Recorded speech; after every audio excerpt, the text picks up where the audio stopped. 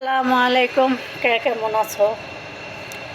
হয়তো তোমাদের কমেন্টে একটা পড়ি, সব পড়ে সারা পাই না। রোজার মাস, তো রোজার মাস কার কেমন কাটতেছে জানি না। আলহামদুলিল্লাহ আমার অনেক ভালোই কাটতেছে, কারণ দেখতে দেখতে রোজা 15টা চলে গেল।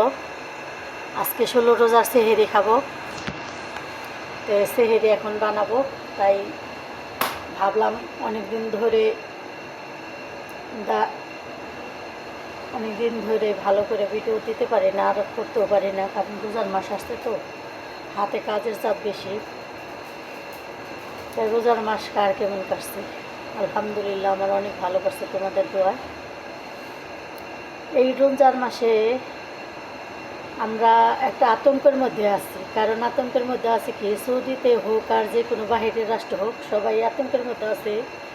এই যে বোমা ফালাইতেছে, এলে একটু ভয়েও আছি। তো আল্লাহর কাছে এতটুকু দোয়া করি যে আল্লাহ, যার মারপুত বা যার মার্জি বিদেশ বিভাগে আছে, সবাইকে যে যেখানে আছে সুস্থ স্বাভাবিকভাবে রেখো, আর সহি সালামতে জানি দেশের মাটিতে যাইতে পারে।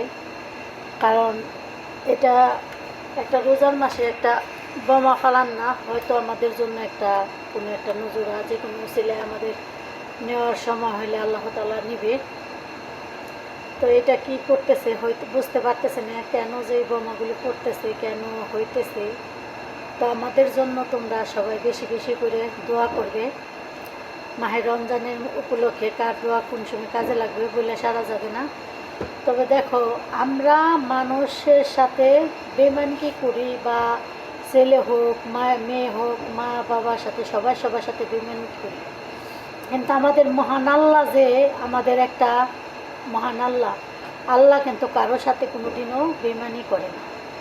আল্লাহ কিন্তু সবাইকেই ভালো রাখতে চায়, ভালো থাকতে বলে।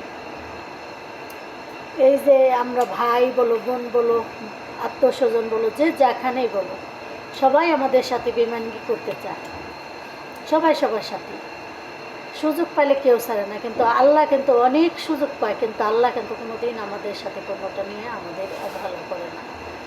আমরা একটা মা হয়ে 5টা সন্তান পালতে গেলে 5ভাবে দেখি, আর আল্লাহ কিন্তু আমাকে কোটি লক্ষ কোটি মানুষকে একই চোখে দেখে, একইভাবে রাখে। হয়তো কাউকে টাকা পয়সা আয় রোজগার বেশি দিয়েছে আল্লাহ, হয়তো কাউকে ধনী থেকে গরিব বানিয়েছে, কাউকে ধনী বানিয়েছে, এটা ঠিক হইতে পারে। কিন্তু তারপরও আল্লাহ কিন্তু সবাইকে সমান চোখেই দেখে। সমান চোখে যদি না দেখতো, আল্লাহ কিন্তু আমাদের সমানভাবে সবাইকে ভালোবাসে। আল্লাহকে ডাকতে জানলে আল্লাহ সবাইকেই ভালোবাসে, আর আল্লাহকে ডাকতে না জানলে আল্লাহ কিন্তু কখনই ভালোবাসে না। আর আমরা একটা সন্তানকে ভালোবাসতে, আমাদেরকে যে সন্তানে বেশি, যেমন আমরা যে সন্তান আমাদের খাবার বেশি দেয় তাকে ভালোবাসে বেশি, তা আল্লাহও সেরকম, যে সন্তান খেতে দেয় সেই সন্তানকে আল্লাহ ভালোবাসে। আল্লাহর ইবাদত যারা করে, আল্লাহর সব কিছু ফজিলত যারা করে, আল্লাহর সব কিছু মেনে চলে, নিয়ম কারণ সব কিছু মেনে চলে, তাকে কিন্তু আল্লাহ বেশি ভালোবাসে। তা আমরা ওই রকম হইতে পারবো কি না, এটা আমাদের কাছে করতে হবে।